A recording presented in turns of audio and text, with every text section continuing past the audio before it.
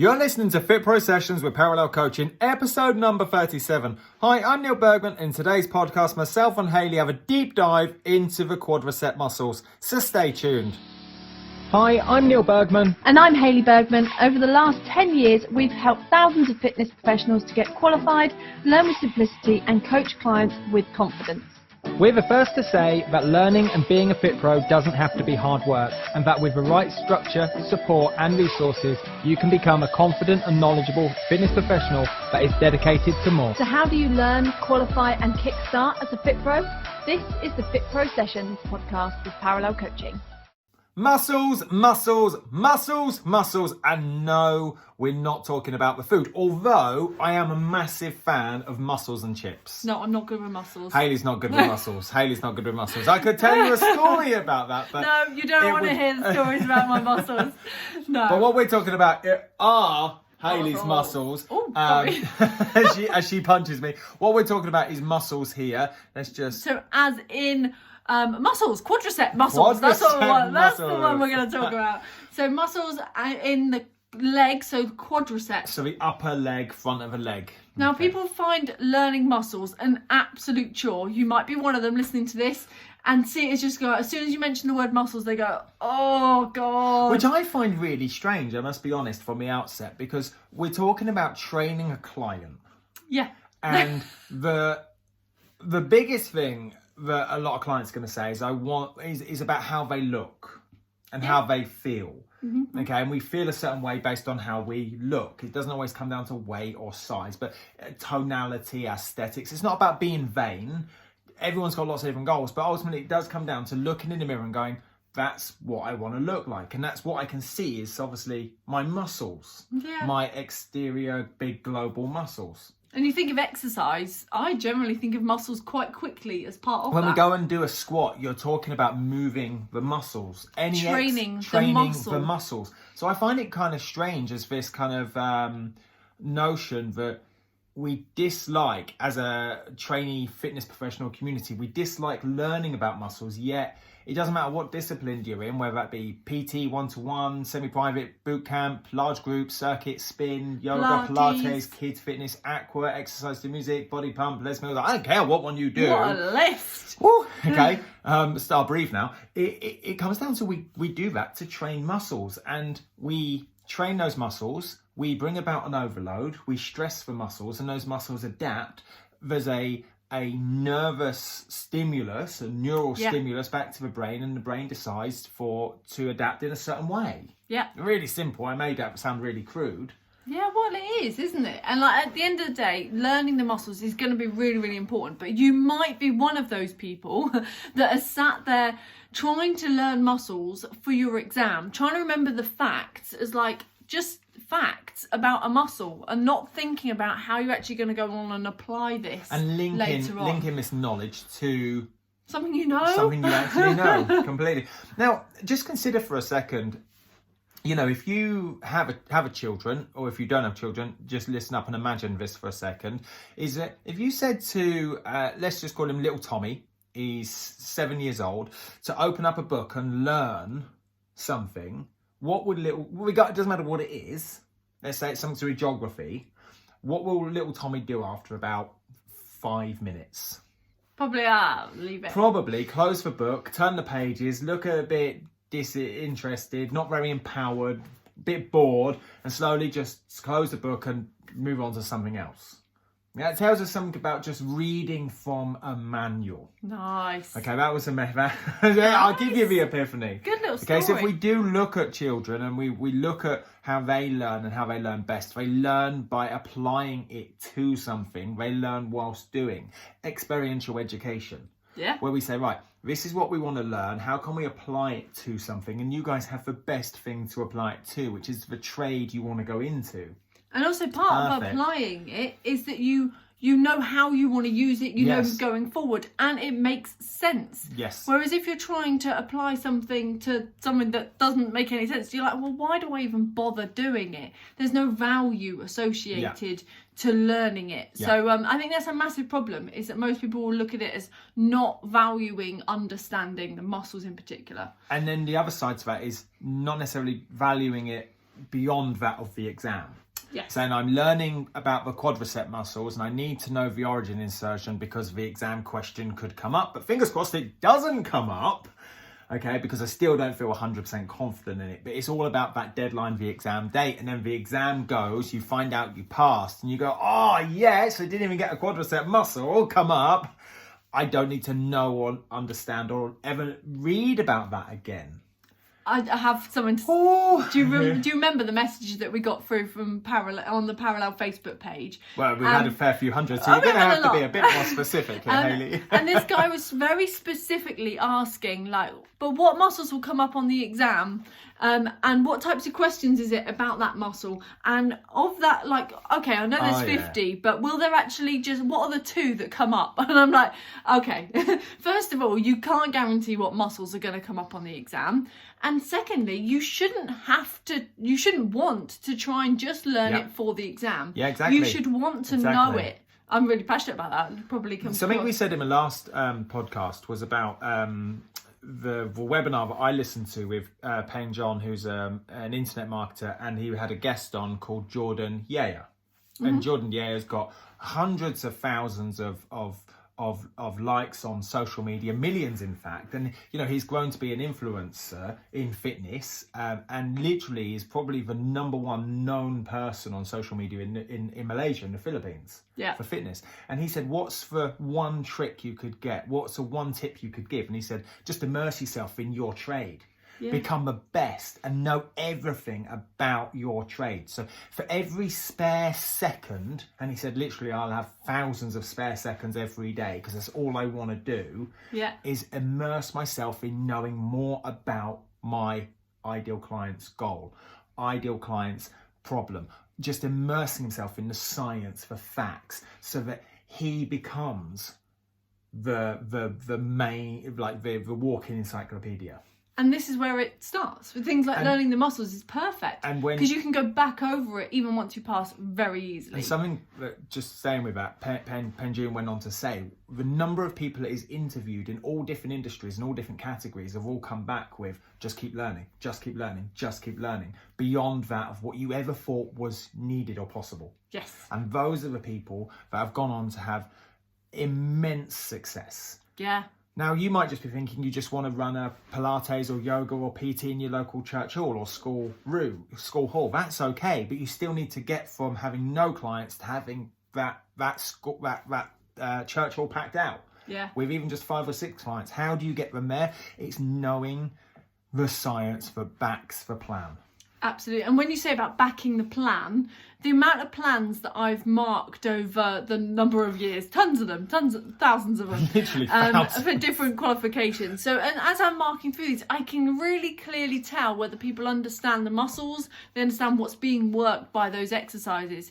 So what we're going to talk about here today is not just about, this is the origin, this is the insertion, but also about the exercises that you can do with your clients. How does that fall into place just for the quadriceps? And although we're spending a good amount of time talking just about the quadriceps, it applies to any muscle. It's the same set of world-class questions we're going to ask on the quadriceps you apply to the pecs. And it shows the amount of time that you should be spending to try and get that information in, because it is complex. It's not designed to be an instant understanding. It's not designed to be simple. It's not a simple question of how do you spell cat. Like it really is. And it sounded random, but it's not simple. It's actually understanding the complexities of that, and that's why we're spending a little bit longer going into a deep dive. knowing that it's okay to get it wrong when you're first learning muscles. Yeah. If you know that the origin of the rec fem is the AIIS, which we're going to talk about later, and you, in your first couple of attempts or your first couple of weeks, see it as the ASIS, get my words out. But that's okay. It's okay to mess up, because that's where learning comes from. Yeah, exactly. Cool. And then as part of this, the main possibility of learning all these muscles is that you're going to know more about moving the body and know more about training your clients and planning something that works for them and their goals. way back on episode number 5. I don't know if you guys can remember, or if you've been there and you've listened. We were talking about the importance of anatomy, and we used an analogy of a mechanic. Exactly. I didn't know you were going to go down that route, but I was going to say about an engineer on a train, and then you went down the mechanic route, which is the same thing. Yeah. Exactly. So who's going to talk? I'm going to say, imagine a car. Okay, let's go back to build on that analogy. Imagine a car, and a car is built up of thousands of components. Just like your body is a car or a thing made up of thousands of components. Lots of car parts. Lots of car parts. Now, the car has to get from A to B, and all of these car parts are put together in a very specific order that allow each part to work in synergy with every other part to move it from A to B. And it's exactly the same thing with your body. Your body, your client's body, is made up with thousands of parts, and it's designed to move from A to B through locomotion, move forwards, backwards, sideways, up, down, bend, twist, all those different ways of moving. And it's the muscles that are contracting eccentrically and concentrically to bring about that. So if we don't understand the body, just like a mechanic understands the ins and outs to a car, then we're lost. And you wouldn't want a mechanic that doesn't understand about a part that he's working with and how that interrelates with everything else. So that's why us as FitPro mechanics right now are going to dive in to understand the car part that is the quadriceps. You could call yourself the muscle mechanic. Oh, I like that. Is that taken? I don't know. The muscle mechanics. You're right. It's quite good, isn't it? All right, let's dive into finding out a little bit more about these. So principle 1, we're talking about the quadriceps. See, I'm going to tell you a secret now. Oh, I like secrets. Coming closer. Now, I remember learning about the quadriceps maybe 15 years ago. And it wasn't until well after the exam we were talking and you told me the quadriceps and put them that there was 4 muscles and that's why it's called quad. Oh no. 100%. Oh no. 100%. And you look at that and you think, now I look back and think, but that was me in that early phase of learning where I didn't twig that quad meant 4, like a quad bike. Well, yeah, I didn't put that 2 and 2 together to get 4. but this is what comes down to when you're left on your own with no support and you can't ask really silly questions. Because in my head I was like, this is a really silly question. I don't get it. I didn't speak up. Okay. And it's okay to ask questions that you think maybe the answer is really, really obvious and I'm going to sound stupid, and it's okay.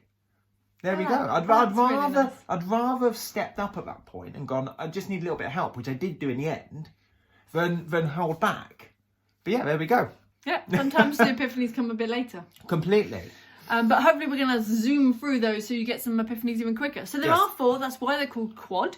Which I now know. Do you want to list them out? So you've got your Rectus Femoris, and then you've got your 3 Vasti muscles. Vasti muscles, okay? Which could be a typical exam question, certainly at level 3A and P, is knowing that there's 4, but 3 of the 4 are called your Vasti muscles, okay? What are they called? You got your Vasti Medialis, Vasti Lateralis, and Vastus Intermedialis. Yeah. So notice there is a clear difference. Rectus femoris sounds very different to the other 3. So I like to kind of just separate those for a moment. You know there's 4 that make up the quads, but you're going to... 4 is a magic number. How many podcast episodes can I just sing? That same song. And then we got 3 Vasti muscles, which is 3 is a magic number. There you go. So the rectus femoris is different to the 3 Vasti muscles. Now the rectus femoris, we're going to go through these in detail, but covers 2 joints, it crosses 2 joints, whereas the Vastus muscles, the Vasti muscles, only cross one joint. Now this is what I love about this. So if you just take the rectus femoris, it's spelt differently, it is different, it sounds different, and it's different because it doesn't start with the word Vasti. Yeah, there we go. So we know that the fact it's very different to the Vasti muscles, it's also very different in the nature that it crosses 2 joints, the hip and the knee. Yeah. Whereas the Vasti muscles only cross the knee. Boom. boom, boom, boom. Okay. There's a different Venga Boys song in there somewhere. No, don't. Let's not go down that route. Oh my God, I'm holding back now. Anyway, so now you know. But I mean, again, it's a typical exam style question. That's not to say that would come up. But about injury relating to the knee would be more likely to be the Vasti muscles, because the Vasti muscles cross the knee. The knee. Yeah, exactly. Wicked. Okay, so that's the main point, is that there are 4 muscles, don't sing, there, one of which is the Rectus Femoris. And one other point here I'll say about the Rectus Femoris is, notice the word femoris links to the word femur. Now, the femur is obviously the main bone in our leg. It's the upper leg, long bone. That upper leg, long bone is one of the main points of saying the leg, the main big part of the leg. Therefore, that's the Rectus Femoris, links to femur. That's what we're talking about. Completely. And that was a bit waffly. It was very, very waffly. The other thing I want to point out is the Rectus Femoris is the kind of the powerhouse of the 4 quad muscles. That's they're all like the big brother of them. Yeah, that's the main one that's bearing the brunt of the work. Yes. Okay. Now the difference with the Rectus Femoris as well is it's bringing about 2 different actions because it crosses 2 joints. It crosses your hip and your knee. Well, let's dive into the Rectus Femoris. And then I just want to add one other thing, is that when you look at the Vasti muscles in detail, it's the intermedialis, which is kind of the next big brother of the powerhouse of the quads, with medialis and lateralis being the last 2 of the 4 that help more than anything for stabilisation rather than the sheer brunt of knee extension. Ooh. Yeah, exactly. There we go, cool. Right, let's jump go for in. it. Rectus femoris, we're going to talk through the origin, the insertion. So first of all, the origin of the rectus femoris. We're going to have to know a little bit about the pelvis for this. Yes, stay where you are. I'm not going to edit. It's under here. Cool, then we will try and get that. I actually have, believe it or not, classic Blue Peter style, a pelvis. And we will... check that out to hand. Didn't even plan that. Who would have thought? And also, for those of you listening, we'll explain it in relation to your body too, because that helps you taking your body into the exam. So, but we can definitely use this prop, which is nice. Yeah. So the rectus femoris has the origin on the pelvis. Here's one I prepared earlier. So if you have to watch this bit, to be fair. I know this is a podcast and it's all about audio, but if you do, you get a chance to go and watch this, because we've actually got a physical pelvis. It's dug up from the garden. Shush. Anterior. Don't say things like that. Okay, so the origin is the AIIS, which stands for the anterior, which means front, inferior, which means bottom, iliac spine. So first of all, we find the iliac spine, which is, Neil. You do it. Please I'm demonstrate. holding it. Oh, okay. So this is your iliac spine across here. Now, anterior suggests it's at the front, but inferior suggests it's at the lower edge of it. So it's going to be here, which is the anterior, so it's the front of this spine, but it's not the top, which is superior, it's underneath it, which is inferior. AIIS is a acronym, is that the correct word? Or an abbreviation of 4 different words. So A, anterior. At the front. Then I, inferior, which means below. Iliac means we're on that part of the structure of the pelvis. The ilium, and the spine, which is the spine up here. So the spine of the ilium. So although you've got lots of different words to now, I suppose, memorize and learn, it's just through repetition. I say it's just through repetition. I don't want to downplay that, but that's exactly what it is. If you get this first time, and my God, you're a genius. And actually, those of you that are just listening and aren't looking at it on YouTube, I just want you to put your fingers on the knobbly bits on the very front of your pelvis. So if you're sitting, standing, walking, literally just put your fingers literally on the front of your hips, and you'll feel a bony bit on the front. On the very, very front. That's your ASIS. So that's your anterior suprailiac spine. And you know it's just below that is your inferior. Yeah. So you can't really feel it. I mean, if somebody's very bony, you might be able to. Yeah, but you can't really feel it. There's a lot of attachment. But we're talking about the AIIS, which is inferior, which means below. Below that little knobbly bit. Below you that, can where feel. ASIS is superior, which would be above. Yeah, There you go. Cool.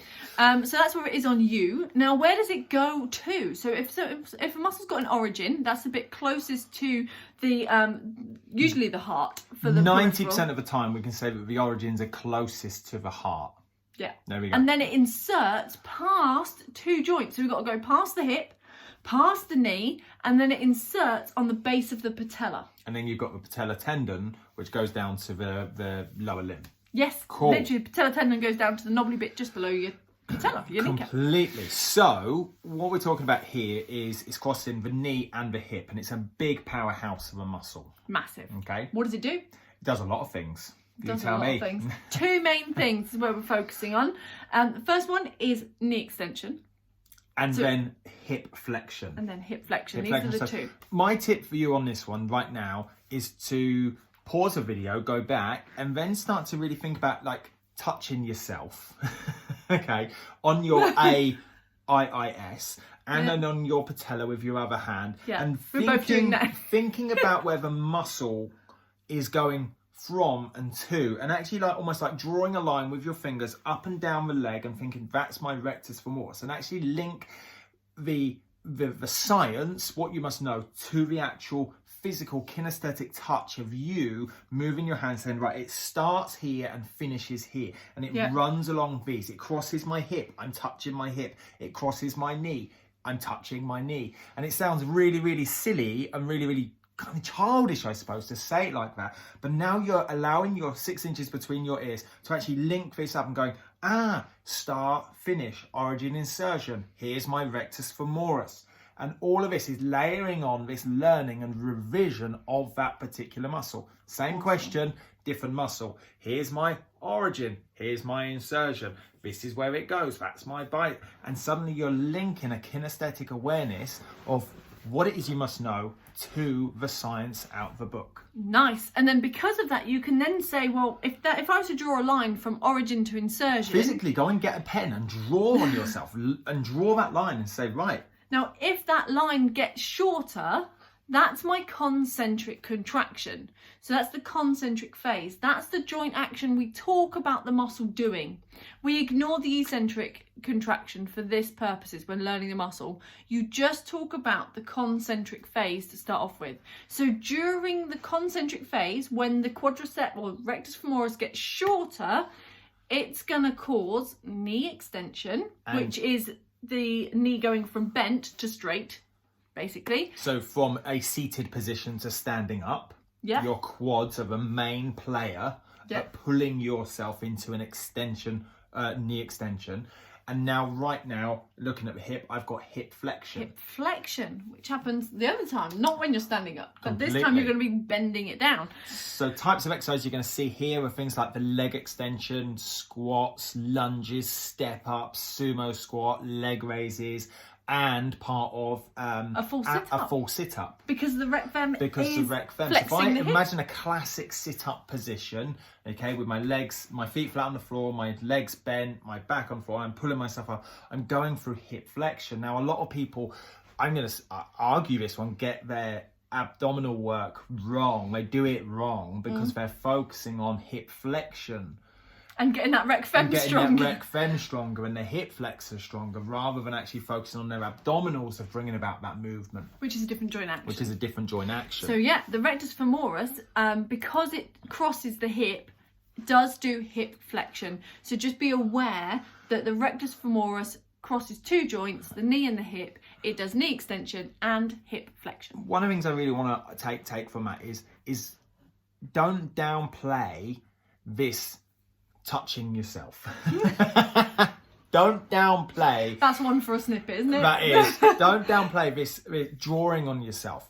You know, actually physically touching where you think the origin is and the insertion. And then going back to the book and then just testing yourself, and then drawing that line, even if it's just with your fingers, and saying, right, this is that muscle, this is what it does. If I was to sit on a leg extension machine and my knee moves up, my knee is extending, and start to learn through talking. We learn what we hear ourselves say. So then once you've done this 3 or 4 times, you could go up to your children, your son, your daughter, your boyfriend, girlfriend, husband, wife, parents, whatever, work colleagues, and say, pick a muscle, and they just point at your leg and you go, cool, that is my rectus femoris. And they go, cool, tell me something about that. Well, if I put my fingers here and here because I've learnt that, then that's my origin, that's my insertion. Now, if I draw that line, what's going to happen if it gets closer together, that line? Oh, knee extension, hip flexion. And so now it's another way of testing yourself beyond that of mock questions. Yes. And then you think, cool, what exercises would that be? Well, I've said leg extension. It will be squats. It will be lunges. It's anywhere where my knee goes through flexion extension, my quad has to be working. And anywhere where my hip goes through flexion extension, my quad has to be working to some degree. What are those exercises? Cool. Now, what type of goals would that link to? We're going down the rabbit hole here with your client. Yeah. Okay, now thinking, right, I'm not just going to select any old exercise. I'm selecting a quad exercise because this links to my client's specificity of a goal. The movement action is this. Boom. Now, all there for a we reason. can keep going. We can keep going. Exactly. So let's stay with these 4. I don't think we need to go in as much depth because I'd actually prefer These 3 are now quite similar. I'd quite like you to also go away and source some of this information out yourself. The big things I want to talk about on the Vasti muscles is the medialis and lateralis. Again, the clue is in their name. Lovely, we were going the same way. Okay, the medialis is on the inside of your leg because it's midline or medial. Closer to the midline. So if I draw a line and divide my body in 2, From that's your nose to your belly button and all nose the to way the through. belly button and all the way through. That's my midline of my body. Now, anywhere where you see the word medial, we're talking about closest to that midline. Whereas vastus lateralis, it's lateral, means on the lateral edge. Lateral edge, which means further away. I've got a really silly way of remembering laterals on the outside. Here we go. Here we go. My little toe is on the outside and that begins with an L. There we go. Trivia, pub quiz, we will lose our team. Anyway, okay, so whenever you see like anything to words medialis, you're talking about midline, lateralis, you're talking about the little toe. So vastus medialis, we're talking about the quad muscle on the inside of the quad. Yeah, still not talking about adductors. We are talking about the most inner of the quadriceps. Now, this one originates not past the hip, but on the femur. Femur itself. Medial surface of the femur. Well, there's a giveaway. It's got to be medial because we've decided it's already a medial muscle. So it's the medial surface of the femur, which means it's on the inside edge of the femur. And then it inserts down, stays medial. Medial tibial condyle. And the medial side of the patella. So we're talking about the medial side, the inside of the patella, and the inside of your tibia. Okay. And the tibia condyles are like the big knobbly bits at the top.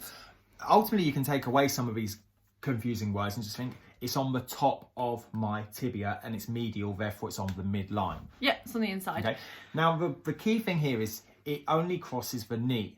So it's only going to go through knee extension. It's the only one it does. Nothing to do with the hip. Nothing to do with the hip. Good point. None of the it sounds Vasti obvious, muscles, yes. But it really isn't. Obvious. It only crosses one joint. So we're really talking here about leg extension and certain phases of other exercises. So certain parts of a squat, certain parts or range of movements, I say certain parts, certain ranges of movement of a squat and a lunge, the medialis will have more oomph behind it. And usually that lasts 20 degrees for Cool. the medialis. So when you're like getting close to locking out the knee, that lasts 20 degrees. And we said earlier for a that straight the leg. Vasti muscles or the medialis and lateralis is all about the stability of the knee. And it's that last 20 degrees. Same with the lateralis again. But this time on the outside. On the outside. So we're talking about the origin being the greater trochanter, which is the kind of a knobbly bit. The really big knobbly bit on the side of your hip. Side of your hip. All the way down the lateral surface of the femur, which we we know it's lateral because it's called we're talking about the Vastus Lateralis,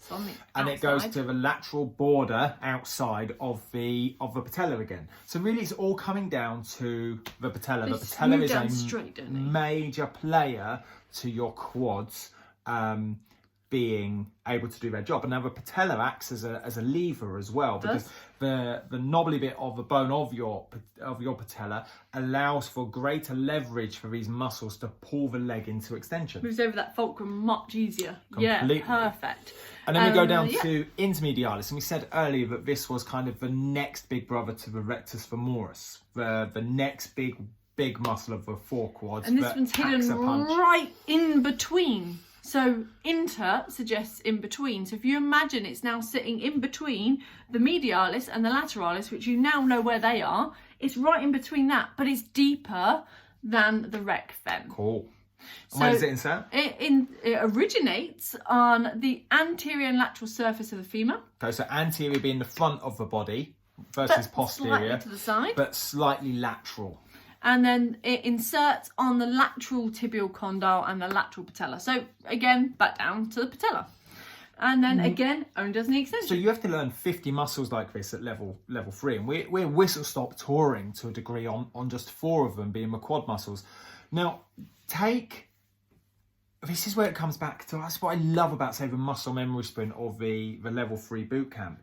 Okay, and it might sound a bit like a bit of a shameless plug here, but what I love about it so much is the 4 and 8 week plans and the revision schedule, because now you can break down and say, this week I am just going to focus on the 4 quad muscles, and at the end of the week I'm going to be able to test myself with sticky notes by sticking it on me. I'm going to be able to test myself through audio, through text. I'm going to verbally talk about it. I'm going to get somebody to test me. I'm going to draw on myself. I'm going to draw on somebody else, and I'm going to do the mock questions. You can categorically say at the end of this week, I know the ins and outs, the origins, insertions, the joint actions, the muscle actions, and what exercises are brought about by the quads. And you can say, right, next week I'm just going to focus on the hamstrings or the anterior compartment of my shin, my lower leg, or I'm just going to focus on my chest, or just going to focus on my global core muscle. And suddenly you can break this down as opposed to just go, right,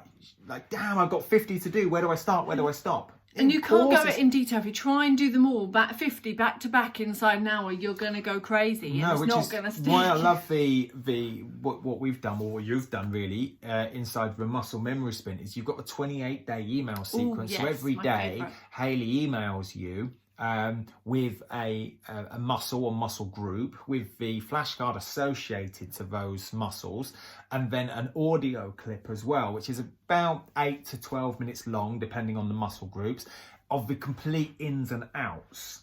I love that because it drip feeds your learning and your revision. Yeah. That's what that's about.